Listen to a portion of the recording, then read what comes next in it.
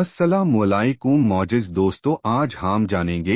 अब आइए देखें कि इमाम हुसैन ने यजीद के प्रति निष्ठा की शपथ क्यों नहीं ली और इसके बजाय अपनी जान देकर शहीद होना पसंद किया।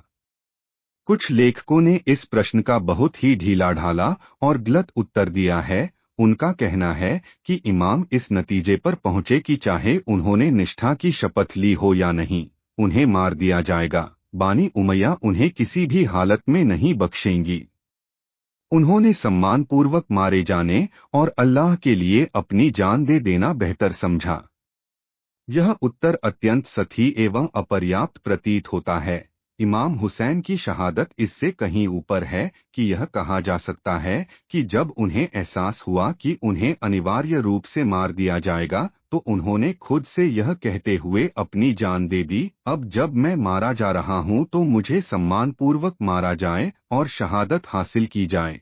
इस्लाम का मार्ग हालांकि ऐसा नहीं है, और यह आवश्यक है कि उस समय मुस्लिम समाज में मौजूद स्थितियों का अधिक ध्यान से अध्ययन किया जाए और स्वयं इमाम के उपदेशों और संबोधनों को भी अधिक सटीकता से समझा जाए ताकि तथ्य स्पष्ट हो सकें। 30 वर्षों तक होने वाले सभी विकासों को ध्यान में रखते हुए इमाम हुसैन ने सही निष्कर्ष निकाला कि उस समय यानी वर्ष 60 हिजरी में मुस्लिम उम्मा इस हद तक भटक गया था कि उसके विचलन को केवल भाषणों के माध्यम से ठीक नहीं किया जा सकता था, उपदेश और लेखन और धार्मिक उपदेश और प्रवचन देकर।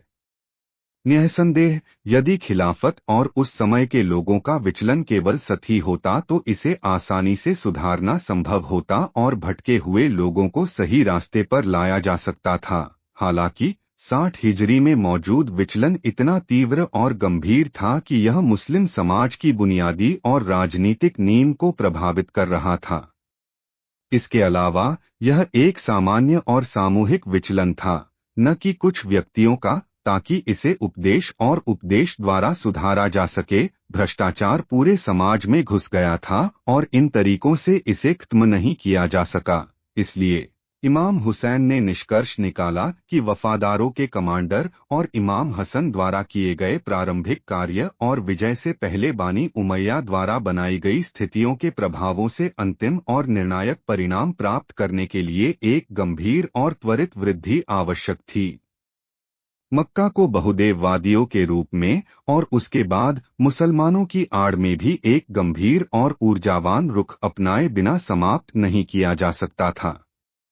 निःसंदेह इमाम हुसैन अपने उत्थान के कारणों को किसी और से बेहतर समझा सकते हैं, और उन्होंने वास्तव में ऐसा किया है। इसलिए हम पवित्र इमाम के उपदेशों का अध्ययन करने और यह पता लगाने का प्रस्ताव करते हैं कि वह अपने उत्थान के कारणों के बारे में क्या कहते हैं और वह घटना को कैसे शुरू करते हैं और कहाँ समाप्त करते हैं।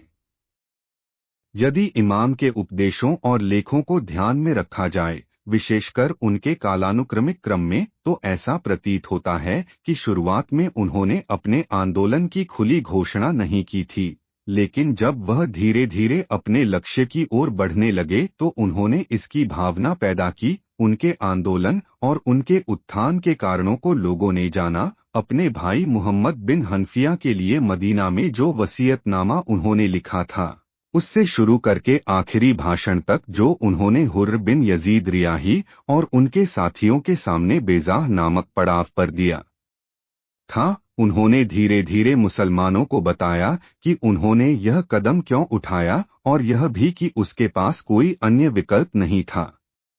जब मदीना के गवर्नर ने इमाम पर निष्ठा की शपथ लेने के लिए दबाव डाला, तो इमाम हुसैन लगातार 2 रातों तक पवित्र पैगंबर की कब्र पर गए और वहां प्रार्थना की। दूसरी रात पवित्र कब्र पर श्रद्धांजलि अर्पित करने के बाद उन्होंने कुछ रकात नमाज अदा की और फिर कहा, हे सर्वशक्तिमान अल्लाह, यह आपके पैगंबर की कब्र है और मैं भी आपकी बेटी का बेटा हूँ नबी।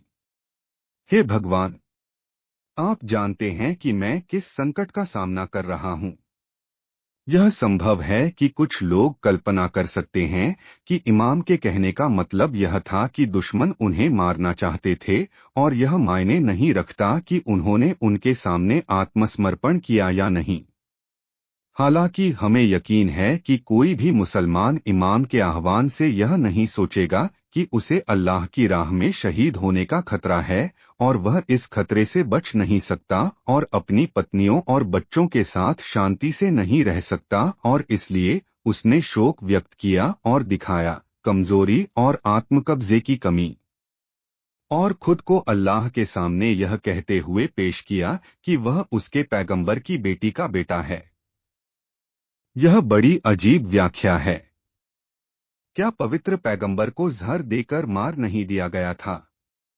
क्या इमाम अली और इमाम हसन शहीद नहीं हुए थे?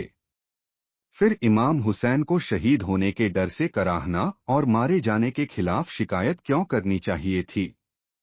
जिन मुसलमानों ने पवित्र पैगंबर के हाथों कुछ वर्षों या कभी कभी कुछ महीनों और यहाँ तक कि कुछ दिनों के लिए प्रशिक्षण प्राप्त किया था, उन्होंने शहादत के खिलाफ शिकायत नहीं की, इस तथ्य के बावजूद कि वे पहले मूर्ति पूजक और बहुदेववादी थे।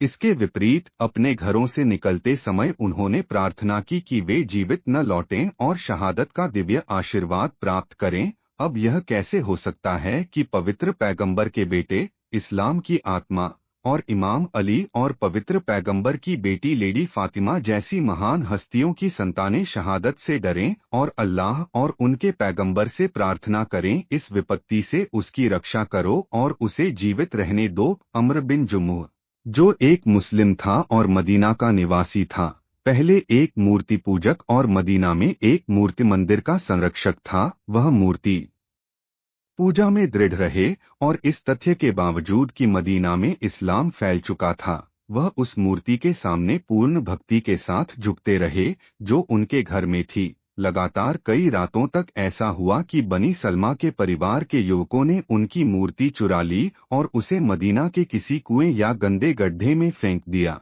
प्रातःकाल यह बूढ़ा व्यक्ति अपने देवता की खोज में निकला, उसे मिट्टी से निकाला, धोया और सुगंधित किया और फिर उसके सामने बड़ी नम्रता से खड़ा हुआ और उससे क्षमा मांगते हुए कहा, यदि मुझे पता होता कि कौन तुम्हारे साथ ऐसा व्यवहार करता है तो मैं उसे देखा होगा, लेकिन आपको मुझ पर विश्वास करना चाहिए कि मैं उस व्यक्ति को नहीं जानता और इसलिए मुझे क्षमा किया जाना चाहिए। बानी सलमा के नवयुवकों ने अभ्यास नहीं छोड़ा और इस मामले में लगे रहे जब तक कि एक दिन इब्न जमुह की सुप्त प्रकृति प्रबुद्ध नहीं हो गई। उस दिन उसने अपने देवता को एक कुएं में एक कुत्ते के शव के साथ रस्सी से बंधा हुआ पाया और उससे कहा, यदि तुम भगवान होते तो कुत्ते के साथ कुएं में नहीं पड़े होते। वह अत्यंत निराश होकर अपने घर लौट आया और उसने मूर्ति पूजा छोड़ दी। संभवतः उसी दिन उन्होंने इस्लाम धर्म अपना लिया। यह आदमी पहले मूर्ति पूजक था, हालांकि जब वह मुसलमान बन गए तो इस्लाम ने उनकी भावना को इतना ऊंचा कर दिया कि लगभग 1 या 2 साल के इस्लामी प्रशिक्षण के साथ उनकी सोच का स्तर इतना ऊंचा हो गया कि शव्वाल 3 हिजरी के महीने में वह इसमें भाग लेने के लिए तैयार हो गए। उहुद की लड़ाई। उनके 4 बेटे पहले से ही पवित्र पैगंबर के साथ थे। उन्होंने और उसके अन्य रिश्तेदारों ने उसे यह कहते हुए जिहाद में भाग लेने से मना कर दिया, आप एक बूढ़े और विकलांग व्यक्ति हैं और लंगड़े भी हैं। इसके अलावा आपके 4 बेटे पहले से ही पवित्र पैगंबर के साथ हैं, इसलिए आपको घर पर रहना चाहिए और उजागर नहीं करना चाहिए। अपने आप को परेशान करने के लिए उनके सुझाव पर अम्र भड़क गए। फिर वह पवित्र पैगंबर के पास आया और कहा, हे अल्लाह के पैगंबर, मुझसे स्वर्ग को मत रोको, मैं इसमें लंगड़ाते हुए कदमों से चलूंगा। जब वह घर से निकलने के लिए तैयार हुआ तो उसने प्रार्थना में हाथ उठाकर कहा, हे भगवान, मुझे इस यात्रा में शहीद होना और शहीद होना तय है। ऐसा न हो कि मैं इस यात्रा से निराश होकर घर लौट आऊं। शहादत की। मौजिज़ दोस्तों, वीडियो अच्छा लगा तो लाइक और सब्सक्राइब करना फ्रेंड्स रिक्वेस्ट है आपसे।